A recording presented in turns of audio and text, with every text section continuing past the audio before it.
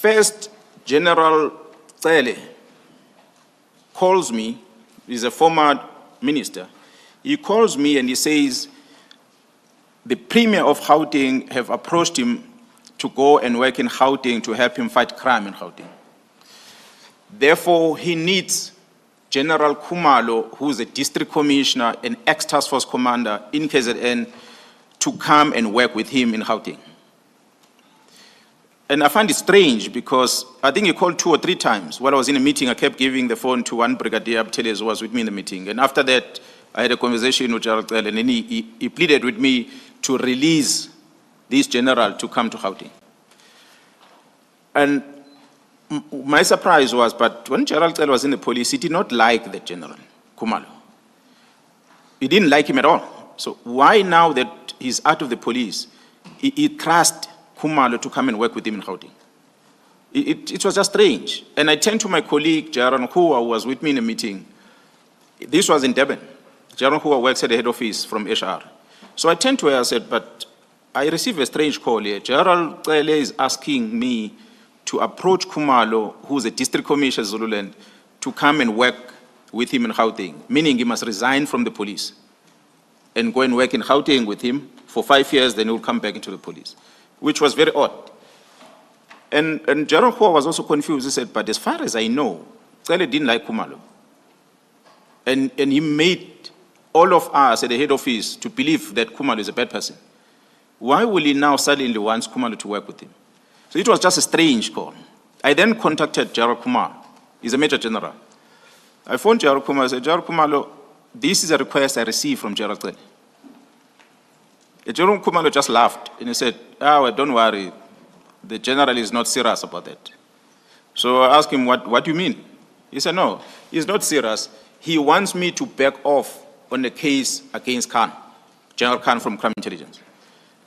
So Cele is pursuing Khumalo to resign from the police so that he can stay away from the disciplinary case because he was appointed to deal with that case departmentally against General Khan. So Khumalo says, no, this is the approach of Cele to want me to back off. And that got me so upset, commissioners, that can really General Cele go to the extent of wanting a person to resign from the service because he wants to protect someone? It was very strange. I did not talk to General Cele from the day. I did not talk to him. I was very upset. It disappointed me as a person who's a former minister in the police. I was just upset. Fast forward, commissioners, the police have got 2 disciplinary processes. It's what's called expeditious, and the other one's a normal disciplinary process. Expeditious, you basically, in short, I could say, we're already saying to you, you are guilty of an offense. Come before a presiding officer to explain why you say you're not guilty, in a way. But in a normal process, the employer must present the allegations, and you have a chance to cross-examine witnesses and argue a case. And then you have a presiding officer that must decide. So the initial disciplinary procedure that was initiated for General Khan on that interference with the drug in Johannesburg was that of a expeditious process. So Khumalo was then appointed as a person who's going to preside over that. And Major General Khan approached the court granted, they overturned that and they say, no, we must go to a normal disciplinary hearing where he has a right to be represented and bring witnesses and question the witnesses and so forth. And therefore, there must be presiding officer appointed. Then General Khumalo, the Divisional Commissioner of Crime Intelligence, approached me and he asked me to be a presiding officer. I then agreed. Shortly after agreeing to be presiding officer, not long after that, I started getting this communication from Mr. Mkhwanazi. But at that time, I'm not understanding as to what this communication, what is the background of this communication. But he started communicating these things to me. That's why he throws General Khan's name in it. And later, I think, I cannot remember exact date, I think it will have been the beginning of the year, I received an inquiry. Actually, I received a phone call from the very same journalist, Mzilazo Africa. His call was, you remember the story I asked you about of what happened in Bangin? I said, yes. He said, but My colleague has just approached me, confronted me about that story, and is asking him, why didn't he publish the story? And he said, no, but there was no story there. I listened to this thing, and it just didn't make sense. Somebody is trying to peddle and frame General Mkhwanazi for nothing, so I didn't publish this. And in his own words to me, Mzilaza Africa was, this colleague of his says to him, now I'm forced to publish the story. And Mzilaza found it strange, so he called me first. He said, hey, who did you upset somewhere in the police? Then I said, no, I don't know anything. Then he said, but is anything happening in the police that will lead people to want to publish this thing that is a year later, so old, that want to publish? Then I said, well, the only thing I know is that I'm going to be presiding over a disciplinary case. So he asked me, whose disciplinary case is that? I told him it's for General Khan. He said, oh, no, now I connect the dots. Because my colleague and General Khan are close. It could be coming from there. That is his words. Mzilikazi will come here and say that. But I told him that I'm going to talk about this. He said, no, if he's called here, he will come and talk about it. I know who the colleague is. I'm not going to say it in public. He will perhaps, if you want to divulge that, he will. That's why I'm saying there are players within the media houses that are part of. So shortly after that, I received a message from the very same colleague of Mzilikazi. He sent me a question about the same incident. I gave him a full explanation as I did here to Bran Mkhwanazi. A full explanation. A logic journalist will have understood and said, okay, well, this is just a malicious thing, and don't publish that. But that finds itself to the newspaper on a Sunday. Commissioners, it is fair, that's why I like the investigative journalists. I think they're credible because they investigate first before they talk. I like the ones on TV behind cameras because they give it as is. The others that will just get information from others and write it becomes question marks, which what happened to this one. And which Sunday publication was that? I know the name of the journalist. I cannot remember exactly the Sunday, the paper. I don't want to, I might end up being sued if I mention the wrong name here. But I know the name of the journalist, so I can give you the name of the journalist. You said you are not divulging it. Yeah, I'll give you the name of the journalist, you'll write, and you'll see the trend throughout, up to now. It's the same journalist that is part of the squad. Well, there are others that are linked with him, but he's the main one. So the story goes out, commissioners, to the newspaper. It's an allegation that was made by Mkhwanazi that someone wants to open a case against me. Now, in the newspaper is my full picture there, and the big heading, allegations against General Mkhwanazi defeating, and they write a story of what happened. They, of course, write my response. So, but the problem is, it is my face there, not the complainant. It's my face that is there. The heading creates question marks about my integrity as a person, as a senior officer in the province. They put my full response on the paper. So a person who reads the paper will get to understand the context of this heading and the story. They will be fine with it. But for you to get into a newspaper, must subscribe, must pay money. Some of us don't necessarily subscribe to papers. But there is social media that is free. Now, on the social media, they take the heading because you are limited on what you write in there. They take the heading of allegations that General Mkhwanazi is accused of defeating end of justice against a drug dealer at Kalagabusha. And that goes into their media account, social media account. And that which spreads like wildfire because people access it easy. Remember, they don't have a privilege of reading the full report that is on the paper. They are just taking it from this headline. And the picture is painted. That Mkhwanazi is a bad person. And they're achieving what they want. So I took it as a pressure for me to back off from the case that I was going to preside over, of General Khan. How do I prove that? Is because General Khan's lawyers, they even wrote to me on emails and said, there's these things about you on the media, so we are in doubt of your independence in dealing with Khan.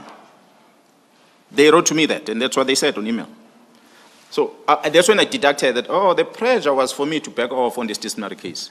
So what Kumalo told me that they were wanting him to resign because they wanted him to back off on the case. So why will they go all out to try and get us to back off on the case against General Khan. I'm an independent person. Yes, I know General Khumalo is my colleague, but I'm not going to go and go with what Khumalo perhaps might want to do in dealing with Khan. Mine is to follow the policy and the law. So we arrive in a you simply responded to the journalist's questions, and you did not engage the journalist on what Mr. Africa had said, which was that this journalist was saying they were under pressure to publish the story. You did not engage the journalist on that. No, I didn't. I didn't engage the journalist, Commissioner. I only gave a full response on the question he asked me. Gave a full response. He took that response as is to the paper. But the problem is, my photo and everything is there. So the damage is going to be there either way. Whether I'm responding, but my face is already on the paper. And on the social media account, that short summary of it, it's the one that is trending. Not the full response that I provided. It's not there on social media. So, which means they achieve what they wanted. Paint me a bad person. And you can Google, you'll find me protecting criminals, drug dealers of Kalagabusha. It's there. And which those captions usually attract me to stories, but when I scroll down, I can't read because it requires that I be a subscriber. Subscribe. Which most of the time I'm not. The same as me, Commissioner, majority of the people in the country, they don't necessarily subscribe to papers, but they rely on that first caption and makes a story. Maybe 2 days later, they put a full story when it's old, then you can read it without having to pay. But it's all news by then. So, and I could see that the whole idea was just, let's tarnish this man's image. And that's all. So that's what they did. They created the doubt. So fast forward, the disciplinary case comes, and I believe I was fair to General Khan. Despite the allegations that came from IPID, I still protected his rights. I allowed him to bring his lawyers in there. I sat and I listened to the evidence that was provided. The very same General Khumalo that was asked to resign was representing the employer. General Khan had his legal team, and there were witnesses that were brought to come and testify. I could not find a single wrong that General Khan has done. In actual fact, I even said there in my own words that the SAPS owes General Khan for what he did, because General Khan stopped police officers that came to collect drugs under the person who was the head of traffic Gauteng.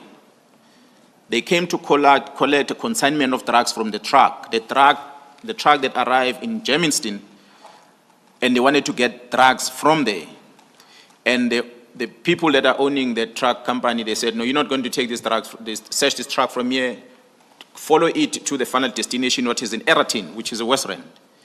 So 2 police officers, 1 Johannesburg traffic, and 1 captain from Zongezizwe, they followed the truck until it arrived at Eratin, and they were accompanied by 3 members from Pretoria who traveled all the way there. 1 from organized crime, 2 from the dog unit.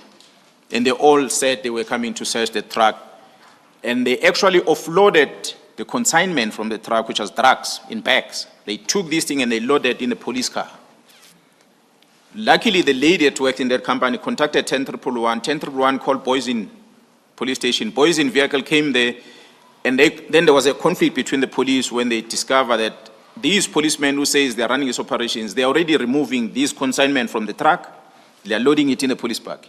So these policemen asked, but this is a crime scene. Why are you taking this thing from here to here? If you're saying it's drugs, we have not even opened the bags. How do you know? If it is drugs indeed, why do you load them in the park? And this one said, no, we're taking them to Zongezizwe. And this one said, but this is Boysen area. Why do you take this thing to Zongezizwe? It's found here, it's a crime scene. Get LCRC and everyone to deal with it. Then there was a conflict between police at the time, and that police member who was present there took the police vehicle, and he blocked this police car that was already loaded with drugs.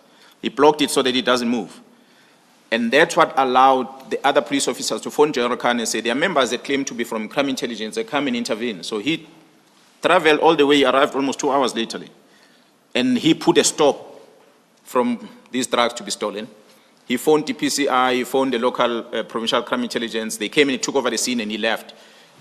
But it was then strange as to how do you blame Khan for that? Because he stopped the people that wanted to steal drugs. He stopped it. So he was in a good space at the time, so I couldn't fault him.